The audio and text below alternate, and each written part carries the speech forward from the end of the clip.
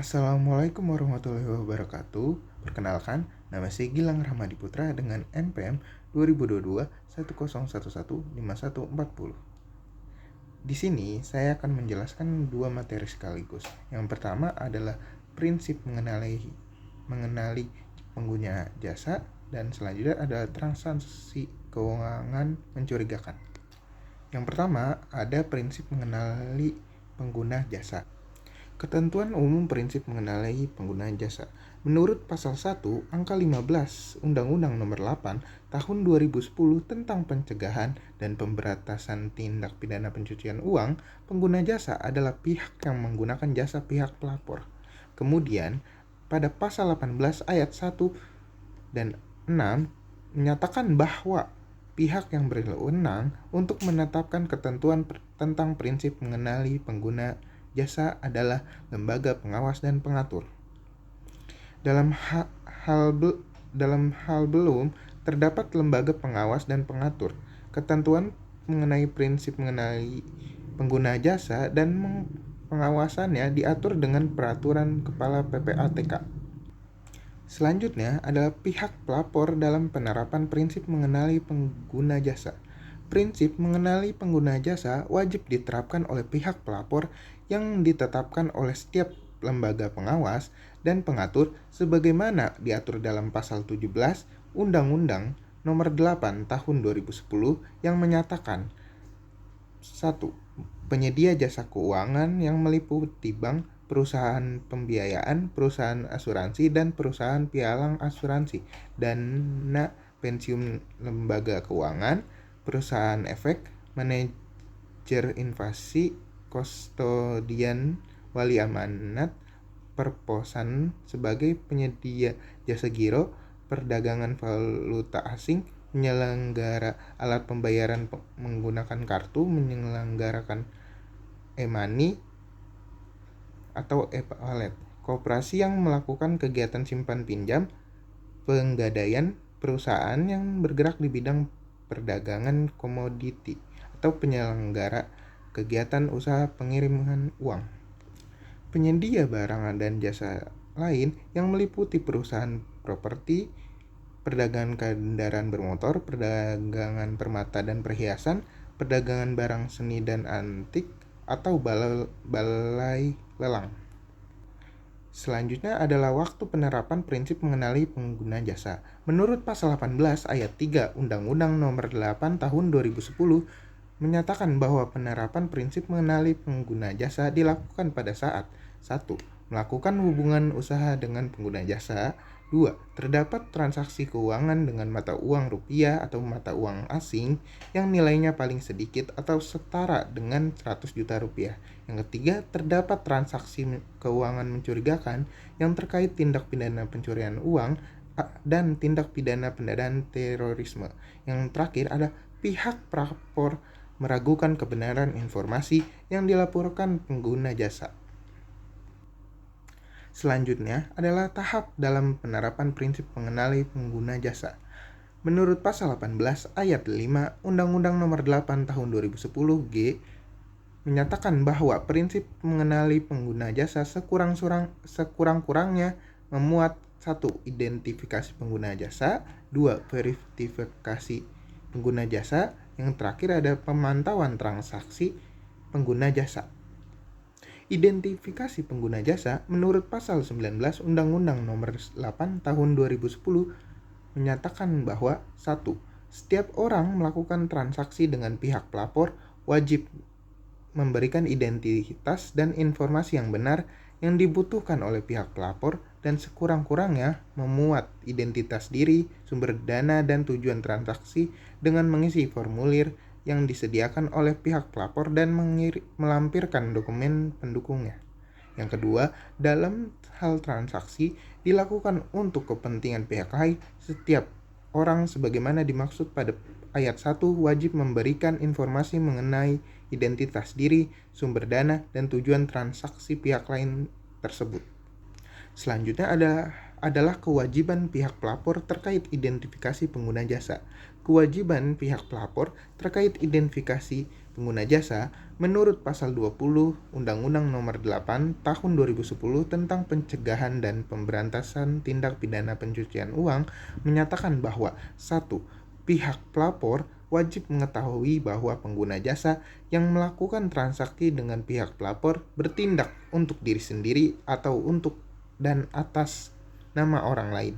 Yang kedua, dalam hal transaksi dengan pihak pelapor dilakukan untuk diri sendiri atau untuk dan atas nama orang lain, pihak pelapor wajib meminta informasi mengenai identitas dan dokumen pendukung dari pengguna jasa dan orang lain tersebut. Yang ketiga, dalam hal identitas atau dokumen pendukung yang diberikan sebagaimana dimaksud pada ayat 2 tidak lengkap, pihak pelapor wajib menolak transaksi dengan orang tersebut. Selanjutnya adalah tahap verifikasi pengguna terhadap jasa. Verifikasi pengguna jasa oleh pihak pelapor menurut pasal 21 Undang-Undang Nomor 8 Tahun 2010 menyatakan bahwa 1. Identitas dan dokumen pendukung yang diminta oleh pihak pelapor harus sesuai dengan ketentuan peraturan perundang-undangan yang ditetapkan oleh setiap lembaga pengawas dan pengatur. 2. Pihak pelapor wajib menyimpan catatan dan dokumen mengenai identitas pelaku transaksi paling singkat 5 tahun sejak berakhirnya hubungan usaha dengan pengguna jasa tersebut. Yang ketiga, pihak pelapor yang tidak melakukan kewajiban sebagaimana dimaksud pada ayat 2 dikenai sanksi sesuai dengan ketentuan peraturan perundang-undangan. Selanjutnya adalah tahap pemantauan terhadap pengguna jasa. Pemantauan pengguna jasa oleh pihak penyedia jasa keuangan sebagai pihak pelapor menurut pasal 22 Undang-Undang Nomor 8 Tahun 2010 menyatakan bahwa 1. Penyedia jasa keuangan sebagaimana dimaksud pada pasal 17 ayat 1 huruf A wajib memutuskan hubungan usaha dengan pengguna jasa jika 1. Pengguna jasa menolak untuk mematuhi prinsip mengenai pengguna jasa atau 2. Penyedia jasa keuangan meragukan kebenaran informasi yang disampaikan oleh pengguna jasa. Yang kedua, ada penyedia jasa keuangan sebagaimana dimaksud pada ayat 1 wajib melaporkannya kepada PPATK mengenai tindakan pemutusan hubungan usaha tersebut sebagai transaksi keuangan mencurigakan. Selanjutnya, saya akan mempresentasikan materi berjudul pertemuan kelima transaksi keuangan mencurigakan. Menurut pasal 1 angka 3 dan 4 Undang-Undang Nomor 8 Tahun 2010 tentang Pencegahan dan Pemberantasan Tindak Pidana Pencucian Uang, transaksi merupakan seluruh kegiatan yang menimbulkan hak dan atau kewajiban atau menyebabkan timbulnya hubungan hukum antara dua pihak atau lebih.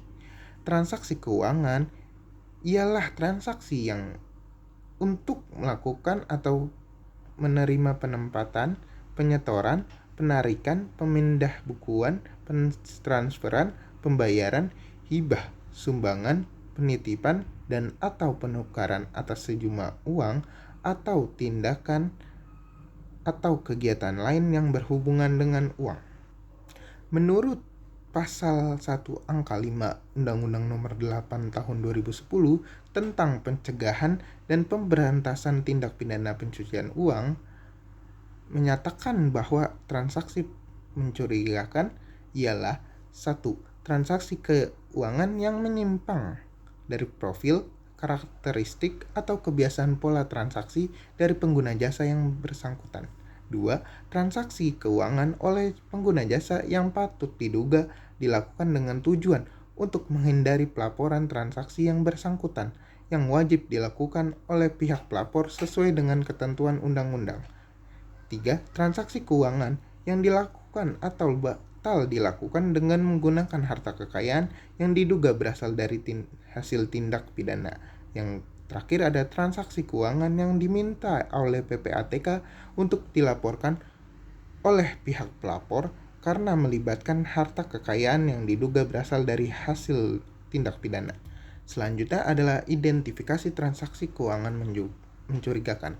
Menurut pasal 2 Peraturan Kepala PPATK nomor per 11 garing 1.02 garing PPATK garing 06 garing 2013 tentang identifikasi transaksi keuangan mencurigakan bagi penyedia jasa keuangan bahwa dalam rangka memenuhi kewajiban pelaporan TKM kepada PPATK dan untuk menghasilkan laporan TKM yang berkualitas, PJK wajib melakukan identifikasi TKM.